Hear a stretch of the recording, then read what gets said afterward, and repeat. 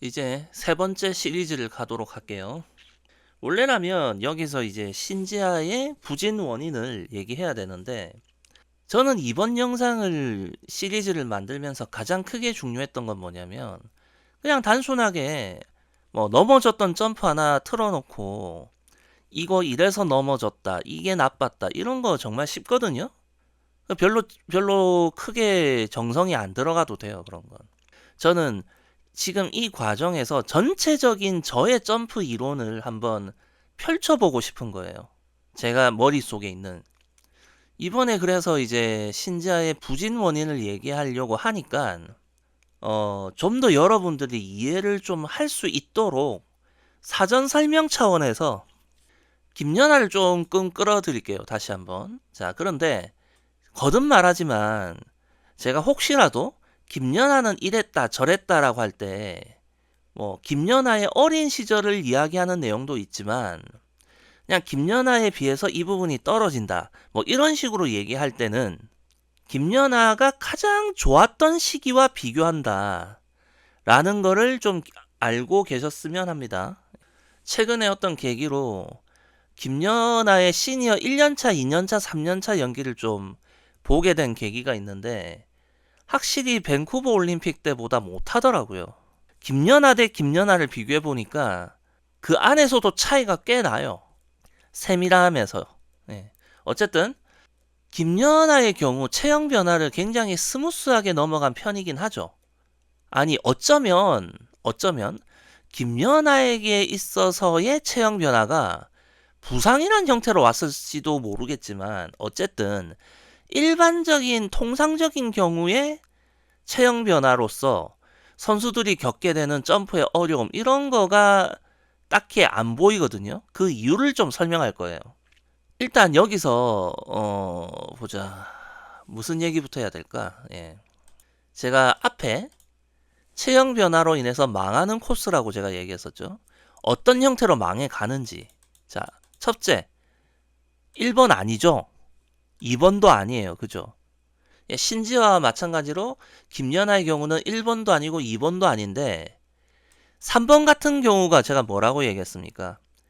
나이를 먹고 파워가 붙거나 아니면 회전 속도가 떨어져서 억지로라도 채공 시간을 올려야 하거나 그럴 때 회전축이 바뀌게 되고 그로 인해서 착지 로케이션이 바뀌어야 되는데 그걸 조정 못해서 점프 착지가 불안정해지는 경우 제가 이런 걸 얘기했었잖아요. 그죠? 자, 간단하게 말하면 김연아는 3번에 조정이 필요 없었어요. 그러니까 이게 필요가 없는 케이스야. 이 부분을 좀 얘기하도록 하겠습니다. 자, 그러면 회전축에 영향을 주는 요소가 뭐였죠? 제가 지난번에 얘기했던 조금만 쓰고 갈까? 자, 1번 도입 스피드, 2번 파워, 인사이드, 도약 시 자세, 3번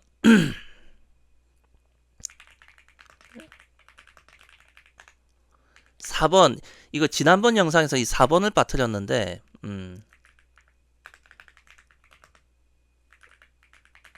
이겁니다.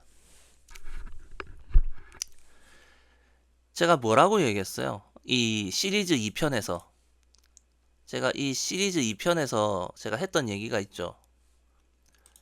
도입 스피드가 빨라질수록 1번에서 8번으로 회전축이 가는 경향이 있고 제가 가는 경향이 있다라고 하는 거는 무조건이라는 말은 아니라는 거예요. 대체적으로 그런 모습을 띈다라는 거죠. 도입 스피드, 사용된 파워, 또 그 다음에 도약시 자세가 1번일수록 회전축이 이렇게 넘어가게 되죠. 그 다음에 하나가 바로 또 다른 게 이제 하나가 뭐 있냐면 바로 점프의 발사각이에요.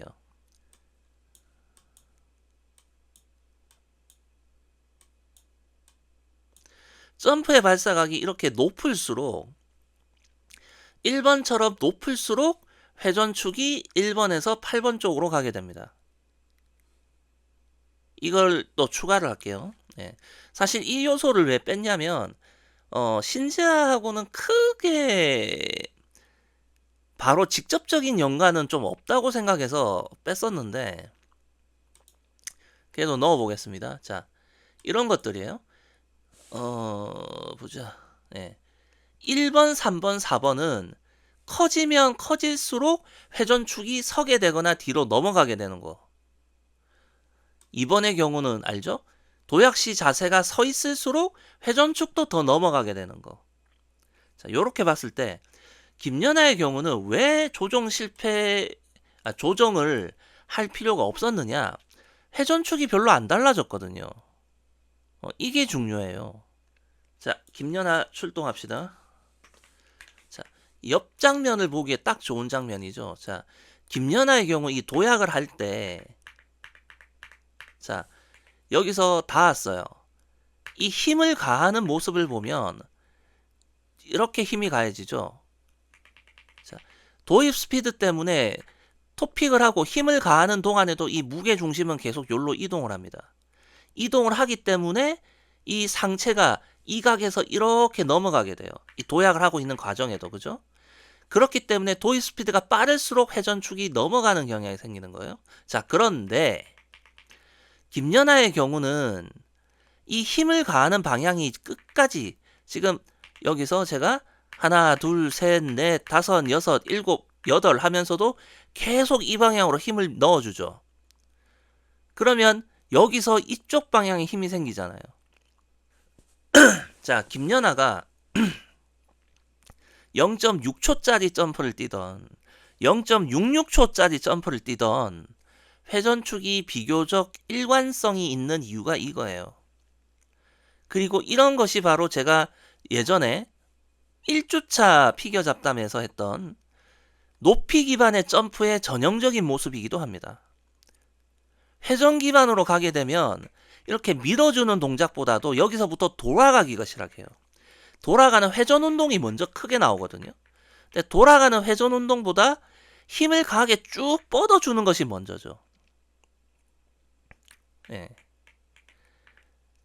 윤하선 같은 경우가 6학년 때 이렇게 보면 60프레임 영상에서 한 3번 정도 밀어주고 돌았거든요. 근데 나중에 가면 뭐 2번 밀고 돌거나 1번 밀고 돌거나 그 다음부터는 아예 여기 내려올 때부터 미리 돌려서 내려오거나 이런 식으로 윤하선의 도약 자세가 바뀌어요. 점점 회전 기반으로 갔다는 거죠. 근데 김연아의 경우는 그렇지 않고 힘을 끝까지 쭉 주고 그동안 안 돌렸단 말이에요. 그러다 보니까 상체만 돌리니까 선회전을 주는데 한계가 있죠. 그래서 이런 점프 자세가 회전 속도나 회전 운동에는 불리한 거예요. 자, 어쨌든 여기서 중요한 건 뭐다? 김연아의 경우는 0.6초나 0.66초나 회전축이 일관성 있게 잡힌다는 거야. 자, 그러면 제가 얘기했을 때 초등학교 4학년, 5학년 때 이렇게 됐을 때 착지 자세가 발을 앞으로 뻗는 습관이 생길 수 있다는 얘기를 했었죠. 그런데 김연아 같은 경우는 어땠느냐? 초등학교 6학년 때에 이미 0.61을 뛰었어요. 6학년 때. 그러니까 초등학교 6학년 때 지금 신지아의 최대 높이 러츠 플립하고 거의 차이가 없었다는 거야. 그랬던 김연아 회전축이 1번이었겠어요? 그러니까 김연아의 경우는 체형 변화가 와서 회전 속도가 설사 조금 느려졌다 한들 힘을 더 주던 적게 주던 어릴 때부터 줄기차게 3, 4번 회전축이 많았단 얘기야. 그러니까 체형 변화 시기를 거치면서도 회전축이 크게 왔다 갔다 안 했단 얘기죠. 그러니까 1, 2번 회전축이던 선수가 3, 4, 5, 6으로 가는 게 아니라 그냥 3, 4번이었던 선수가 좀 재수없게 5번이 가끔 나온다 정도예요. 그러니 어릴 때부터 착지 로케이션이 다리를 앞으로 뻗는 습관이 생겨서 나중에 회전축이 조금 더 서게 되니까 이렇게 되면서 착지 위치가 안 맞는 이런 문제가 발생 자체를 안 했단 거야. 김연아의 경우는. 여러분들이 대충 어디서 딴 데서 뭐 김연아가 체형 변화를 이겨낸 이유 어쩌고 저쩌고 하면 이상한 얘기들이 많이 나올 거예요. 근데 그런 얘기들은 상당수가 연하빠적인 망상증에 가까워요. 사실도 있지만 그런 김연아 판타지에 가까운 내용들이 많을 거라고. 그러나 제가 딱 잘라 얘기해 줄게요. 김연아의 경우 일단 체형 변화가 별로 그다지 크지 않았다는 거고요. 자, 체형 변화 때문에 망하는 선수들 대비해서 체형 관리가 잘 된 편이었고, 다음에 파워는 그 당시 시대의 최고였고, 조정을 할 필요조차 없었다는 거야. 핵심적인 내용은. 자, 그러면 핵심적인 건 이거예요. 자, 김연아는 파워가 충분했고, 초등학교 6학년 때부터 0.62초가 나왔고, 그러니까 이미 그때에 성인 때와 비슷한 회전축이 만들어져 있었고, 착지 자세를 성인 때하고 거의 비슷하게 가져가도 됐던 거야. 6학년 때도. 자, 그럼 이런 케이스에 해당하는 선수가 누가 있느냐? 네, 김지우가 있어요. 사실 김지우가 5학년 때도 0.58초 정도의 러츠를 제가 측정한 적이 있고 6학년 때 한 0.6초 정도를 측정했거든요. 김지우가 대략 회전축이 보면 한 4번, 5번 정도까지 나왔단 말이에요. 4번, 5번. 그러니까 김지우는 자연스럽게 뒤를 살짝 빼요. 이게 뭐냐? 점프가 형성됐을 때 얼마 안 되어서 회전축 자체가 이 정도가 이미 생겨 있었고 그로 인해서 착지 로케이션이 다리를 살짝 뒤로 빼주는 동작이 이미 만들어져 있었다고요. 김지우의 경우. 자, 그러면 김지우의 경우는 뭘 걱정해야 되느냐? 5번, 6번, 7번으로 가는 걸 걱정해야 되죠. 사실.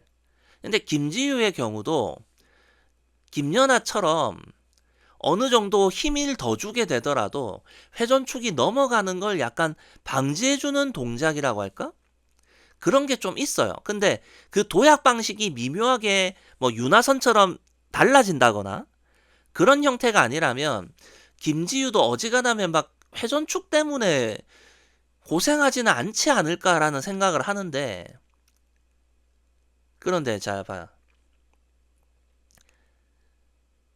6학년 때 0.6초, 김연아 0.62초, 신지아는 안 그랬잖아.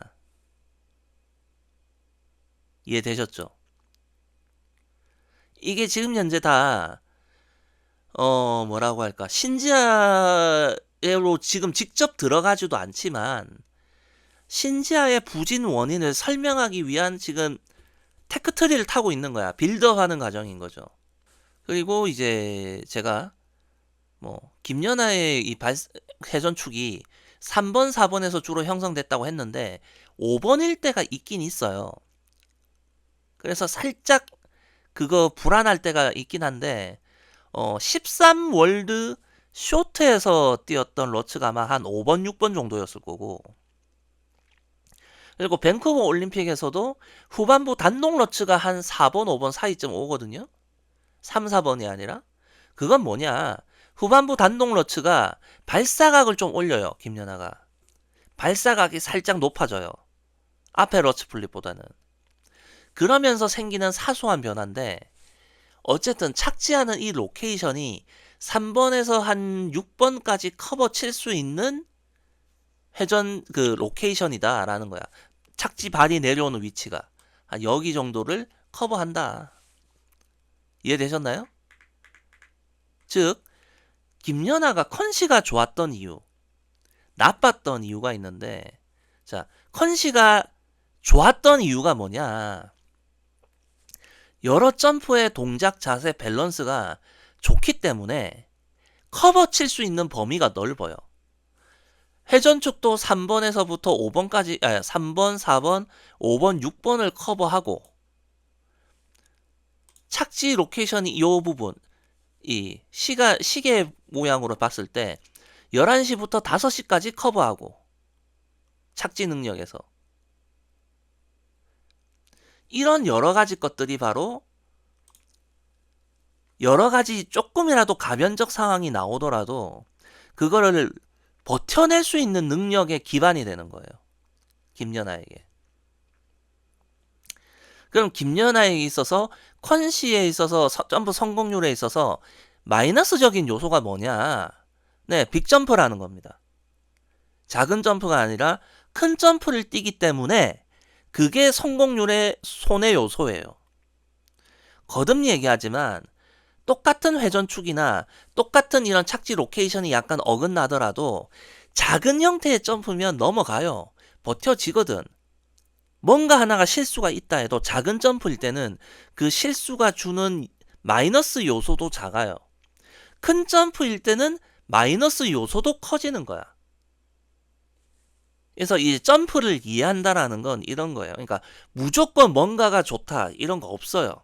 항상 반대급부가 있는 거지. 자, 제가 좀 전에 그 얘기했죠.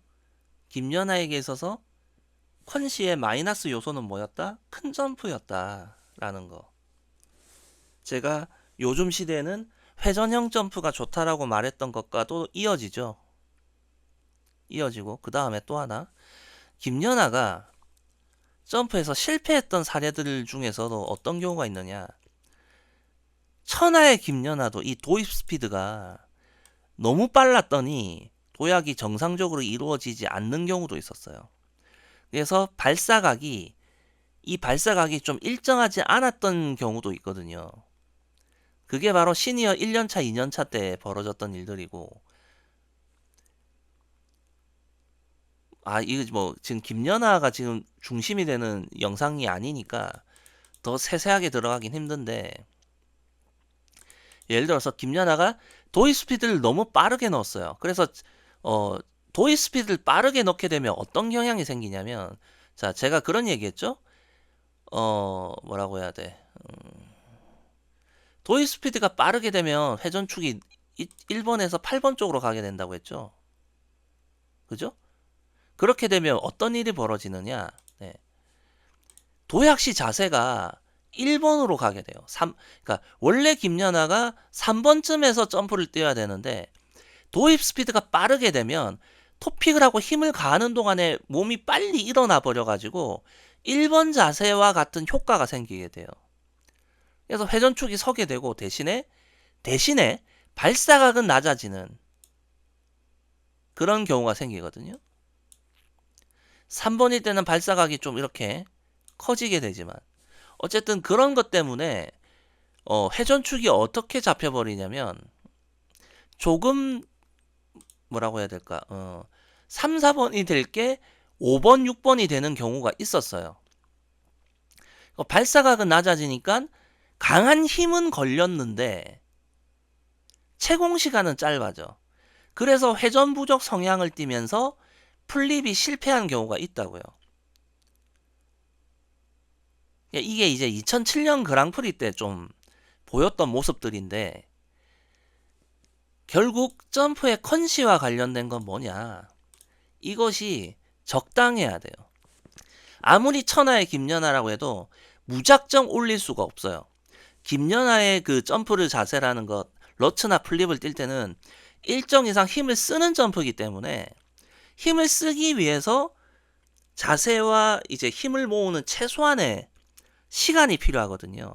근데 도입 스피드가 빨라진다는 건 뭐냐면 그 준비 시간이 짧아진다는 거예요. 그래서 밸런스가 안 맞게 되는 거죠. 그리고 그렇게 무식하다시피 빨랐던 그 도입 스피드 08 그랑프리부터는 제가 거의 못 본 것 같아요. 즉 이런 게 뭐냐면 김연아도 시즌을 거치고 나이를 먹어가면서 다듬어져 가고 있었다는 거죠. 거칠었던 부분들이. 그러니까 이런 부분에서 살펴보면 김연아는 한 스케이터의 성장 과정을 지켜보는 게 재밌어요.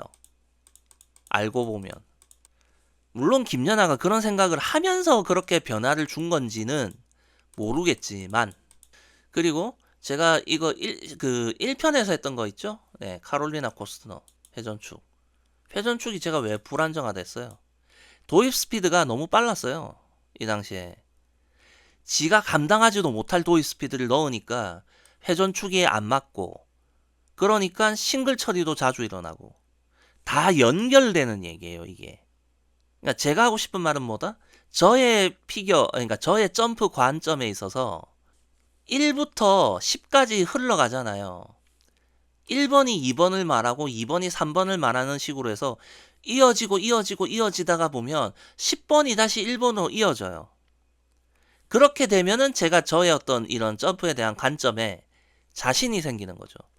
그리고 선수들의 점프가 왜 저런지를 설명할 수 있게 되니까. 일단 이번이 이제 김연아의 체형 변화에 자유로울 수 있었던 이유입니다. 예.